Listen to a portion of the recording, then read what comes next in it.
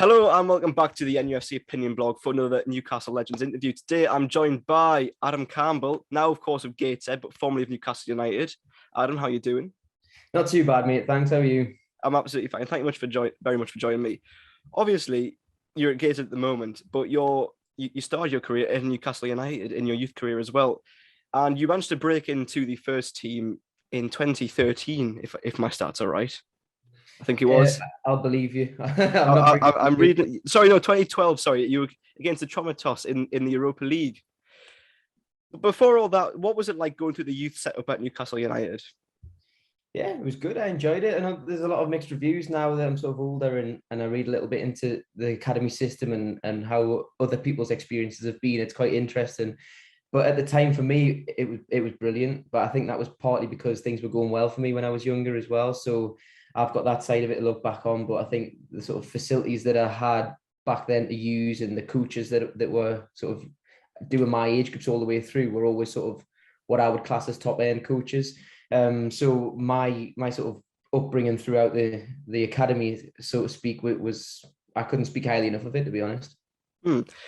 Obviously, you mentioned there that some people do or have had their reservations about the setup at Newcastle in recent years. So, what's your reaction to that? Considering you say yourself that your time there was good.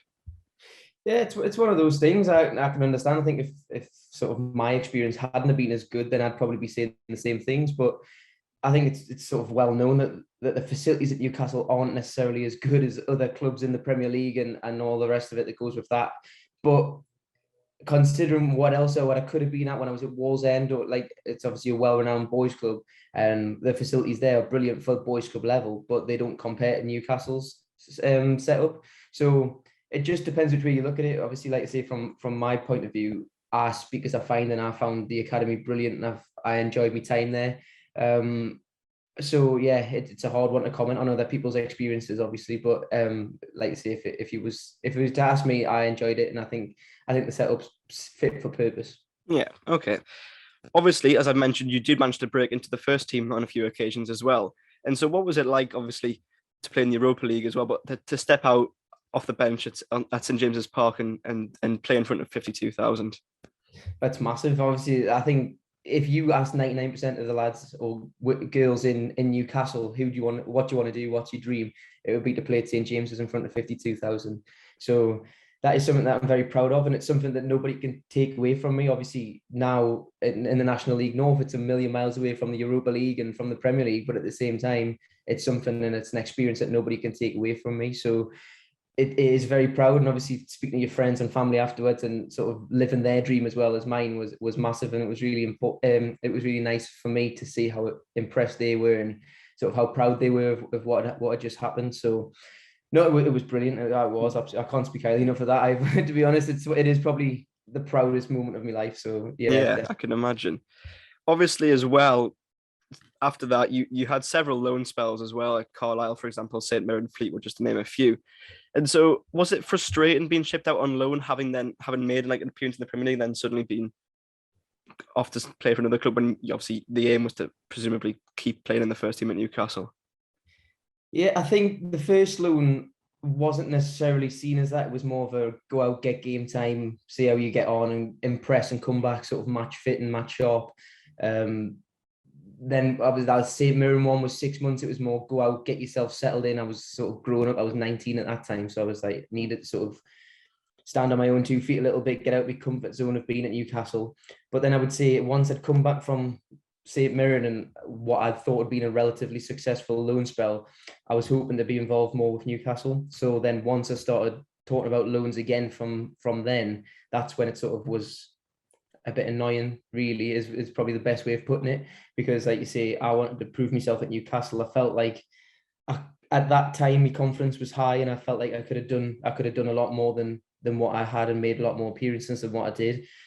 So in sort of when I was hitting 19 in the summer, going back into the season when I was sort of 19 years old, was really when I thought I was going to hit the ground running. And almost instantly they were talking about loans straight away. So it did sort of dent my confidence a little bit, and yeah, it was very frustrating. Yeah. Now, in 2015, you were gated on loan then as well. at your first spell at the Heed. And so, what was the initial spell like then? Before obviously you've come back again now.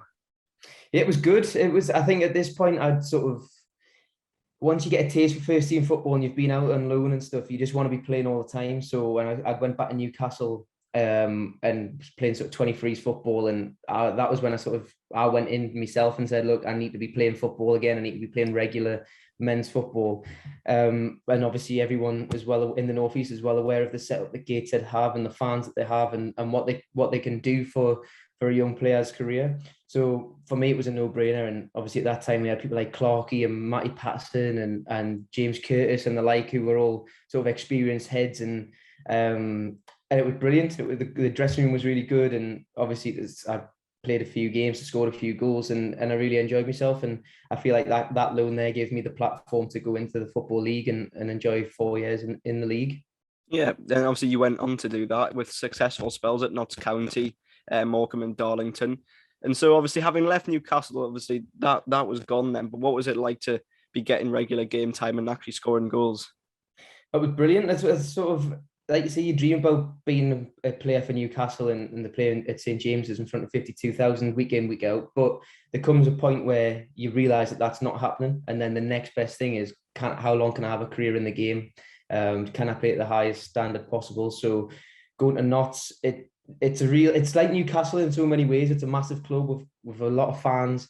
The city's very similar in terms of sort of being sort of studenty and sort of focusing on sport constantly. So it was kind of like, yes, I lived away from home, but it also felt very much like home. And it was great for me to sort of, like you say, get out there, live somewhere else for 2 years and sort of understand what you need to do to play in the league. And I really enjoyed my time at the club. And like I say, I like to think, looking back on it, it was quite a successful 2 years of my life.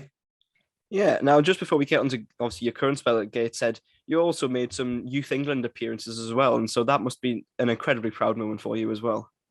Definitely. I think that was funny. I was talking about this with Alex Nicholson the other day about the Victory Shield, because obviously that's where the first taste that either of us had at international football.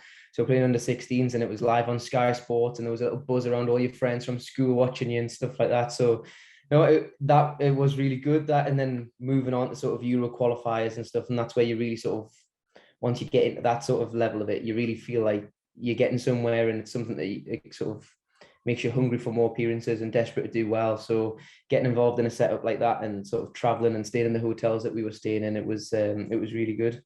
And of course now at Gateshead. And so when the call came through from Mike or Busted or whoever it was this summer saying come back to Gateshead, was it a no-brainer? Yeah, in a lot of ways it was. I'd had 2 years at Dalton at part-time, which was, to be honest, was exactly what I needed at that point of my life rather than my career. I needed to get back close at home and be around my friends and family and playing regular and scoring goals again, which was really important. So my 2 years at Dalton was brilliant. And again, I can't speak highly enough of Alan and Daz and the setup that they have there. But I'm 26 years old now, and if I felt like if I didn't get back into full-time football, I wasn't sure I ever was going to. Obviously, I've known Mike a long time now. People who are in the non-league game in the Northeast, everyone talks highly of Busted about what he's done, who he is, how he conducts himself and things like that. So the first one was from Mike, do you fancy having a chat? Answer straight back was yes. And then once I'd gone into the club and into the stadium and I met Busted and Mike again, and would chat about the way they wanted to play and how they saw me fitting into things, like you say, no-brainer is probably the perfect way of summing it up, because then the money went to the side, the days in went to the side, the full-time and part-time went to it. It was like, these people want to play football exactly the way that I want to play football. High energy, passing game, looking to score goals, be on the front foot, control possession and things like that. And that's just, if I could write down what I want in a football team, it would be that. So like you say, it did come to the point where it was fairly quickly came to the point that it was a no-brainer to sign. Of course, you mentioned Mike there. Now, obviously, this is a man who was in the changing room with you once upon a time at Newcastle United. And so, what's it like now being managed by him, considering he used to be a teammate? Yeah, well, you'd think it was strange, but at the same time, I was a young kid coming up and learning my trade. So, although yes, he was a player at Newcastle, he was still very much a superior to me. And it was sort of one of those things that you watch and you learn about what to do. And I think anyone who has spoken to Mike, anyone who's watched him play, anyone who's watched him train or in the gym knows that if you're going to learn anything from him, it's how to be the ultimate professional, because that really does sum him up about how hard he works, about how dedicated he is. So in many ways, it's just kind of exactly the same as what it was at Newcastle. It's just watching him, listening to him, learning from him every day. And at the end, he's had a career at the very highest level for a long period of time. So if you can't learn off someone like that, then you're in the wrong game. And you mentioned the philosophy within the changing room there of Mike and Bustard. And so, what is it like to be in the dressing room, and what's the atmosphere like under them? Yeah, it's brilliant. It's positive. Obviously, I think everyone knows we've got quite a young squad. So I feel like I'm one of the most experienced people, not just age-wise, but for the amount of games that I've played and things like that as well. So yeah, it's quite interesting, sort of being a change of dynamic from not being one of the younger ones in the group anymore and being one of the older, more experienced players. But it's brilliant. I can bounce off their energy that they give us from sort of there's a lot of lads who've left sort of Sunderland or Newcastle and they've come in and they're desperate to prove themselves and get up the ladder again. And it's brilliant to be a part of. And looking at Gateshead's start of this season, it has gone pretty well. Of course, obviously there was the loss against Leamington a couple of nights ago, which was a bit of a shame. But overall, it's been quite a good start. 2 wins, 2 draws, and then obviously the loss against Leamington. So is the mood and the spirit still quite high after the start you've had? Yeah, definitely. Obviously, I think everyone is aware of a few injury problems that we've had. So the numbers in the squad have been a bit lower than what we'd expect. But then again, like you say, to have sort of 3, 4, 5 key players still to come back and then to still sit where we are at the moment, it is very pleasing. Obviously, the Chester game should have come away with an extra couple of points. Like you say, Leamington on Tuesday is another game that we're all disappointed that we didn't win, never mind get something from. But at the same time, like you say, 5 games in and we're in the playoffs, which is the aim, is to be up and around there and to be fighting for promotion. So we're on the right lines at the moment, but it sets up a big game on Saturday against Kidderminster, with both teams have got probably, I would imagine, similar aspirations of getting out of this league. So it'll be a real test to see how we are and where we're up to at the moment and just how much more we need to improve. Now, you mentioned playoffs and promotion there, which brings me neatly on to my next question. There has been a lot of talk, certainly from what I've been listening to and hearing, of this squad being capable of getting itself out of this league. And do you fully believe in that? And does the dressing room fully believe that it's possible? Definitely, yeah. I think everyone, it was one of the first things that we said was when we got together as a group was how realistic is promotion? And you look around and you can't really see a reason why it shouldn't be. Yes, Tuesday was highly disappointing against Leamington, but controlled the game for long periods of time, and that's what we're going to be looking to do in every game. And when you look man for man, technically, tactically, and then physically, we are just as fit, if not fitter, than every team in this league. And the way we want to play, if we're dominating the ball and suffocating the other team when they've got the ball, then there's no reason at all why we shouldn't be at the top end of the league. So yeah, I've been in squads that have said the right things and not been able to do it on the pitch, but we know what we want to do, we know how we're going to get there, and like you say, it's just up to us to put it into practice. Yeah, and finally, just to sort of wrap things up, of course, fans are now back in football stadiums and of course back at the International Stadium with Gateshead. And so what was it like when you stepped out there and fans were back at the Giz? Obviously, I know you'd only just signed it back again, but having played, I'm presuming, in empty stadiums for a year or so now, what was it like to suddenly have the fans back in and create that atmosphere? Yeah, it was brilliant. I don't think people quite understand just how much non-league football supporters help, because everyone knows that they're the heartbeat. Like everyone says, oh, the fans are the heartbeat of the club, but in non-league they literally are, because there's volunteers, there's people who put their own money into the club, people who are sponsoring games, sponsoring players, and it's just massive. So obviously to get a positive result as well for them was huge, but at the same time it was just so nice to see people back and enjoying the football and singing and having a pint with their mates and all the rest of it that goes with it. And at the end of the day, especially at this level, that's what football's all about. So it was brilliant to see. Yep, spot on. Thank you very much, Adam. That does wrap the interview up. Really appreciate it. Not a problem at all, mate. Thank you all very much for watching, and how are the lads?